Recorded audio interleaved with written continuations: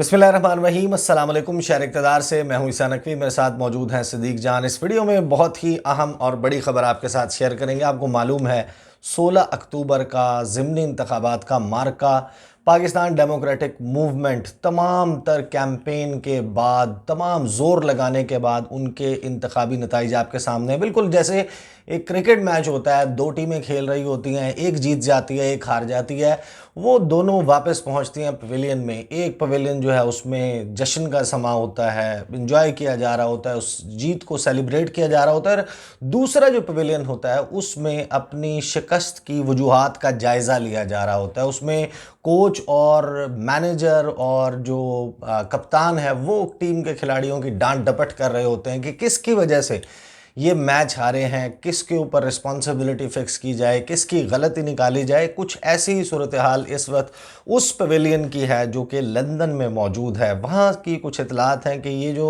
इंतखाबात हुए हैं उसके बाद किस किस्म की आवाज़ें उठने लग पड़ी हैं। सिद्दीक जान से बात करते हैं। सिद्दीक जान साहब, ये बताएं, कुछ आपकी एक दो लोगों से बात भी हुई है, क्या चल रहा है जनाब लंदन में? शिकस्त की वजूहात की जायज़ा के लिए क्या चैमगोइयाँ हैं? देखें, अगर कोई जिस तरह से राना सनाउल्लाह साहब ने बताया था ना कि जो ये ऑडियोज़ आई थी प्राइम मिनिस्टर ऑफिस की, उन्होंने तो जो हिसाब किताब बताया था उसके मुताबिक ये कि कोई भी नौजवान, कोई भी बच्चा वो आराम से प्राइम मिनिस्टर ऑफिस की के मोबाइल को हैक करके ये कर सकते, जो उन्होंने तो जी हाँ बयान की थी। तो अगर इस नकवी साहब लंदन में भी कोई माहिर बैठा हो और अगर वो हैक कर ले मोबाइल और नवाज शरीफ साहब और मरीम नवाज साहब की शिकस्त के बाद ऑडियोज़ आ जाएँ, तो यकीन करें शहबाज शरीफ साहब हो सकता है अगली फ़्लाइट पे ना किसी ऐसे मुल्क में चले जाएं जहाँ कोई उसके बाद उनको ना देखे, ना वो किसी को देखें। मतलब जो कुछ मरीम नवाज़ साहब अपने चचा के बारे में कह रही होंगी, क्योंकि उस दिन वो मुन्ने सलाई साहब कहते हैं कि जब हमजा शहबाज हारे तो कहते हैं कि मरीम सारा सारा दिन हंसती रहती थी, मुस्कुराती रहती थी, क्या लगाती थी खुशी से ना, जब ये वज़ारत आला से बाहर हुए, आउट हुए। कहते फिर मियाँ नवाज शरीफ ने कॉल करके डांटा कि क्या हो गया मरीम, तुम्हें क्या कर रही हो ये। यानी इतना आपस में इनका प्यार मोहब्बत है, चचा भतीजी और कज़न। और संजीदा बात है सर, मेरी बात सुने, मैं हूँ नालायक बंदा, मैं कोई किताबें शिताबें पढ़ता नहीं हूँ, ठीक है, और अंग्रेज़ी वाली तो बिल्कुल नहीं पढ़ता, रखते ही नहीं हूँ अपने पास। आप किताबें भी पढ़ते हैं, आप हिस्ट्री भी जानते हैं, आपने इंटरनेशनल चीज़ें भी देखी हैं। यार आप देखिए कि कितनी मतलब बेरहम होती है ये इक़्तिदार और ये सारे कब्ज़े, और ये वो कितने हिस्ट्री में देख लें क्या कुछ हुआ है, किसने किसके साथ क्या किया है, ठीक है। और ये आप मुग़लों की हिस्ट्री निकाल लें, आप उनकी जिन्होंने अपने भाइयों को अशोक इसी एरिया से बर्रे सगीर पाक व हिंद से, हमें ऐसी और बाकी दुनिया की तारीख में आपको बेशुमार मिसालें मिलती हैं। बिल्कुल ऐसी है, तो अपने बहन भाइयों को मरवा देते हैं इक़्तिदार के लिए। तो ये आगे है कब्ज़े की जंग नून लीग के ऊपर। अब जो लंदन में चीज़ें चल रही हैं ना, वो आप अंदाज़ा लगाएं कि लंदन प्लान अब शहबाज शरीफ के खिलाफ बन रहा है। शहबाज शरीफ है पार्टी के सदर और इस वक्त सारा मलबा गिर रहा है शहबाज शरीफ के ऊपर। एक तो कल तलाल चौधरी ने डिसऑन कर दिया ना शहबाज शरीफ को एज ए लीडर। उन्होंने कहा कि हम लीडर लेस हैं इस वक्त। क्या मतलब है लीडर लेस हैं भाई? वज़ीर आज़म आपका है और इतना 72 रुकनी काबीना आपकी है, नहीं पार्टी के सदर आपके यहाँ मौजूद है, आप कह रहे हैं हम लीडर लेस हैं। देखें, सारा मलबा गिरा है शहबाज शरीफ साहब पर कि इस सब के जिम्मेदार हैं शहबाज शरीफ, और शहबाज शरीफ पर ये है कि पार्टी को वो चलाने में नाकाम हो गए और मरीम नवाज साहब को अब पार्टी देनी है।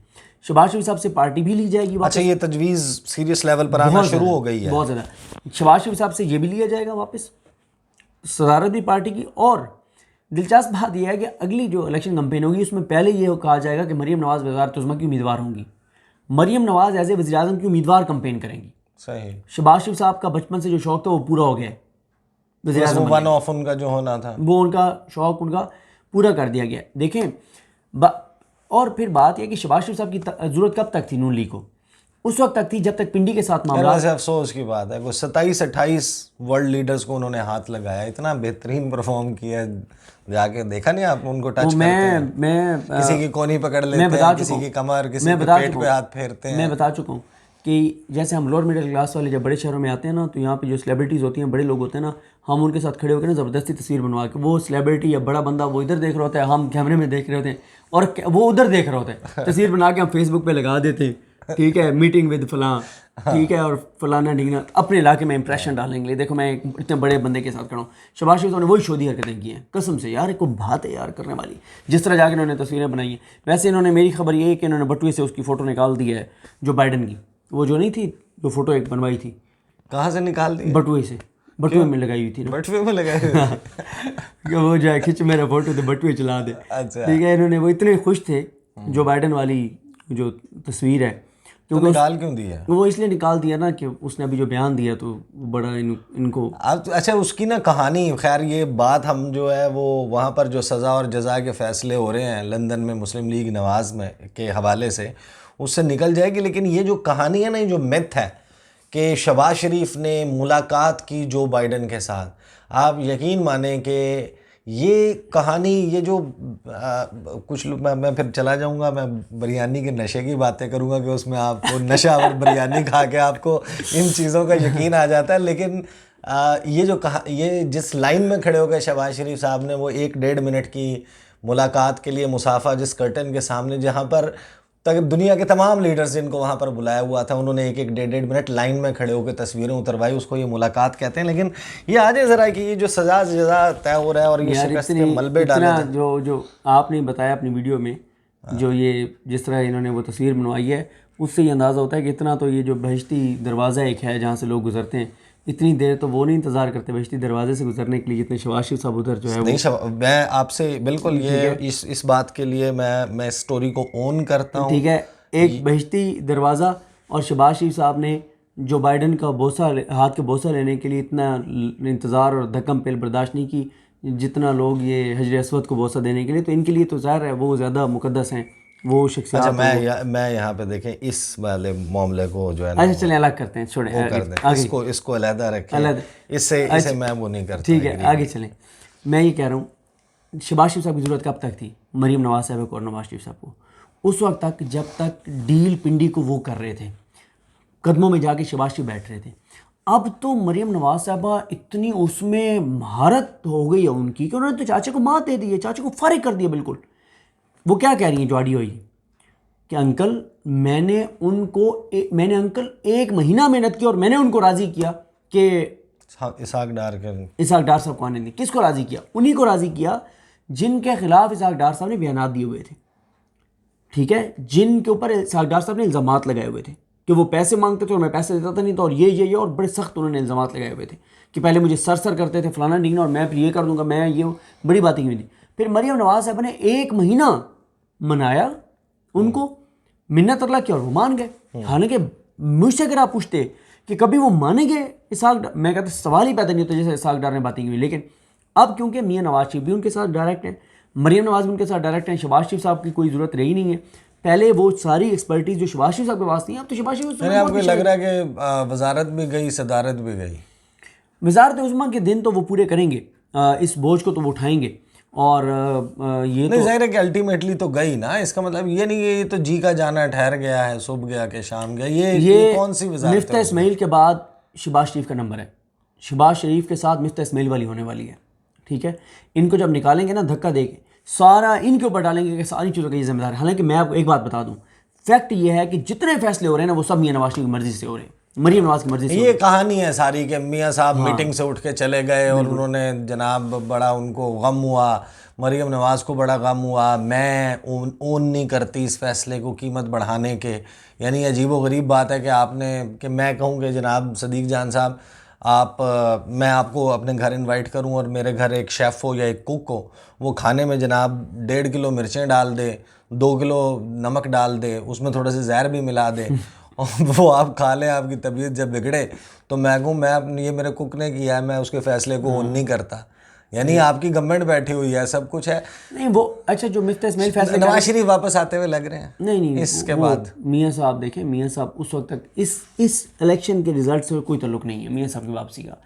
मियाँ साहब देखें, मियाँ साहब जेल जाने के लिए नहीं आएंगे। मियाँ साहब जो है ना उस वक्त तक नहीं आएंगे जब तक जजेस मियाँ साहब से बात ना कर रहे, बताना। ठीक है, क्योंकि मियाँ साहब को आजकल जाखा उतर गया स्काइप कॉल्स का। मियाँ साहब तो आप स्काइप कॉल करते हैं, ठीक है, स्काइप की कॉल्स करते थे कहीं पे ना, मामलात जिनके साथ हो रहे थे, तो मियाँ साहब को जाकर खुल गया, वो स्काइप पे कॉल करते हैं। अब उनको मज़ा आ गया स्काइप कॉल का, अब वो कहता है मेरी जजेस से भी स्काइप कॉल करवाओ। स्काइप पे वो बात करना चाहते हैं। फिर वो मियाँ साहब इस हद तक वो करेंगे कि वो कहेंगे जज को कि फ़ैसला मेरे वकील लिखेंगे, तुम नहीं लिखोगे, मेरे वकला की टीम फ़ैसला लिख के देगी या किसी रिटायर्ड जज से लिखवाएंगे और तुमने साइन करने हैं। मतलब तब मियाँ साहब आएंगे। मियाँ साहब उससे पहले नहीं आते। मियाँ साहब जेल जाने के लिए तो कभी नहीं आएंगे। मियाँ साहब सवाल ही पैदा नहीं होता मियाँ साहब जेल। मियाँ साहब ने कुरान और अल्लाह ताला की कसमें खाई, मैं तुम्हें छोड़ के नहीं जाऊँगा आवाम को, मुझे क्यों निकाला के बाद वो जो जलसे किए चले गए ना, कहाँ है वो कस्में, कहाँ है वो कस्में?